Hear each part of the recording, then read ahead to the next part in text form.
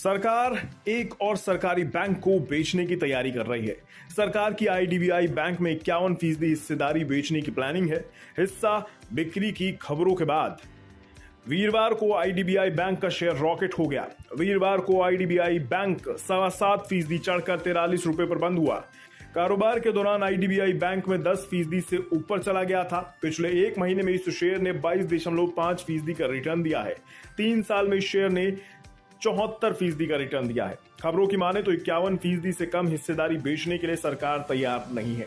इसका मतलब हुआ जो आईडीबीआई बैंक में 51% हिस्सेदारी लेगा, मैनेजमेंट कंट्रोल उसके हाथ में चला जाएगा। अभी आईडीबीआई बैंक में सरकार की 45.58% हिस्सेदारी है, जबकि एलआईसी की 49.24% हिस्सेदारी है। वहीं 5.04% पब्लिक शेयर होल्डिंग है। आईडीबीआई बैंक का मार्केट कैपिटलाइजेशन 46,000 करोड़ रुपए के पार है। अभी यह तय नहीं हुआ है कि सरकार और एलआईसी कितनी हिस्सेदारी बेचेंगी। ग्रुप ऑफ मिनिस्ट्री की बैठक में इसका फैसला होगा। माना जा रहा है कि हिस्सा बिक्री के बाद भी दोनों की हिस्सेदारी आईडीबीआई बैंक में बनी रहेगी। ब्लूमबर्ग की रिपोर्ट के मुताबिक सितंबर के आखिर तक सरकार आईडीबीआई बैंक में हिस्सा बिक्री के लिए बोलियां मंगाई जा सकती हैं।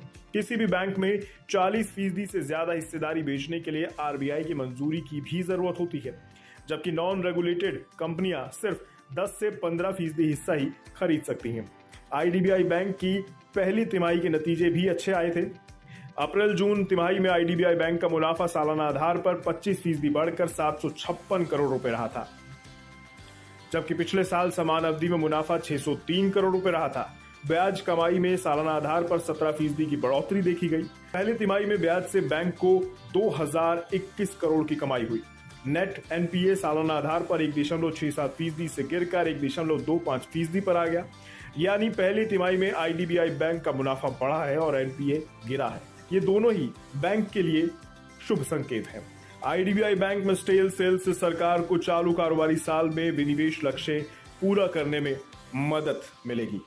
इस साल सरकार का 65,000 करोड़ का विनिवेश लक्ष्य है। अभी तक सरकार करीब 27,000 करोड़ रुपए का विनिवेश लक्ष्य हासिल कर चुकी है। ये रकम एलआईसी के आईपीओ से जुटाई गई है। कुल मिलाकर एक और सरकारी बैंक प्राइवेट हाथों में जा सकता है।